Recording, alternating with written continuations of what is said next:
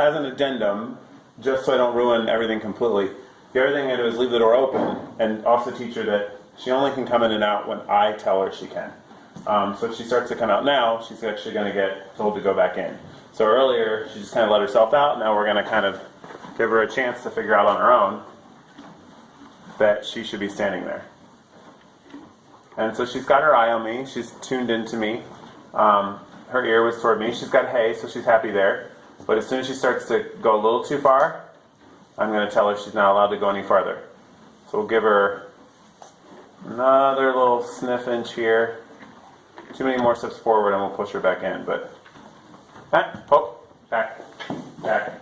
Good girl, good girl. So the idea is that I only want her to come out when I tell her she can come out.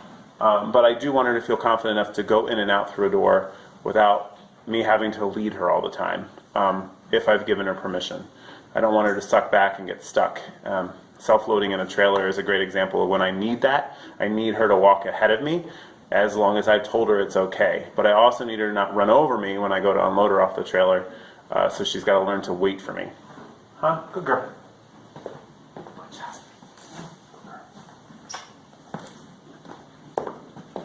Oh.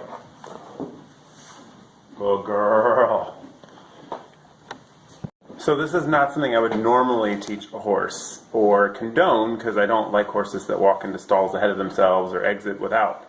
But since I don't know where Dove is going to end up ultimately and what kind of environment, boarding facility she could be in, I want to make sure she's kind of prepared for anything. Maybe a barn where they let them come in and out, walk down the aisle and self-load in their stalls. So I kind of wanted to try something with her, and what I found out was she does not go through a doorway without you leading her. She'll walk in, no problem.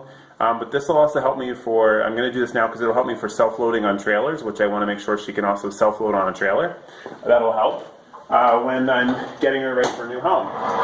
So I'm going to do something a little different here. I'm going to actually go in, I have the door open and the aisle's clear, but I want her to come out with me behind her and her on her own.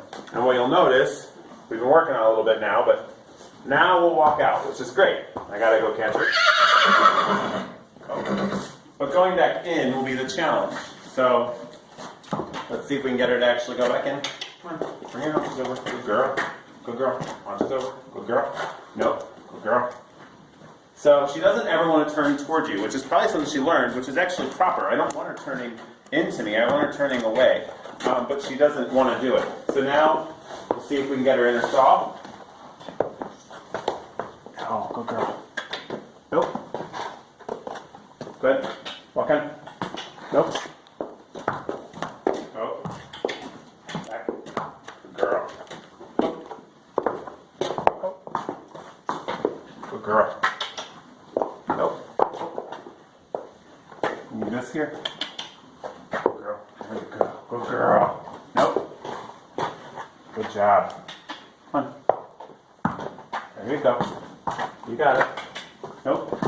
I need you in. Nope. Go ahead. Good girl. Nope. Go ahead. Good girl. Good job. Okay, so as you can see, one of the reasons I don't like doing that is because it's really easy to catch a hip if a horse is just running in and out of their stall on their own. But now we have the confidence to watch. She'll probably actually start coming out. Earlier I had to chase her out of her stall. She wouldn't come out. So now I want her to start to, and this will ultimately lead to me being able to lead her without a halter on, which right now, she doesn't go anywhere when I try and lead her just by her head. She won't just follow me, so we've got some liberty work to do. But for starters, I'm much more happy. Go ahead. Go ahead. Good girl.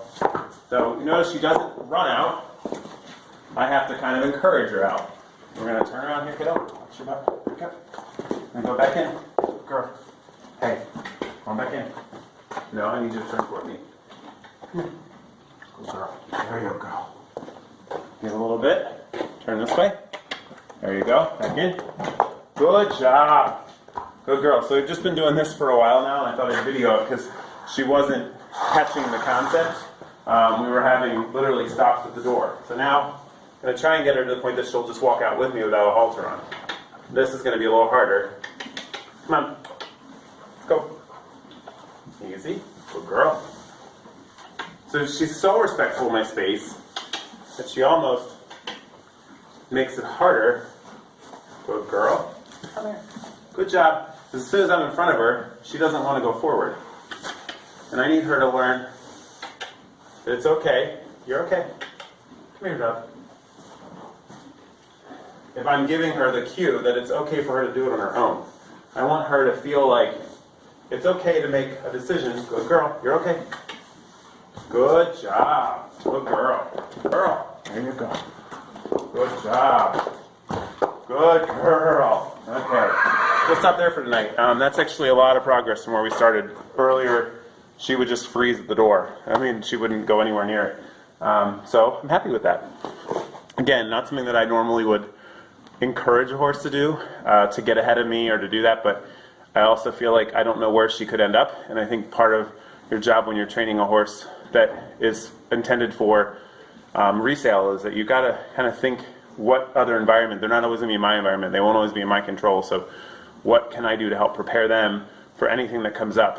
Now we're going to start loading and self-loading on our own. So I better go catch her.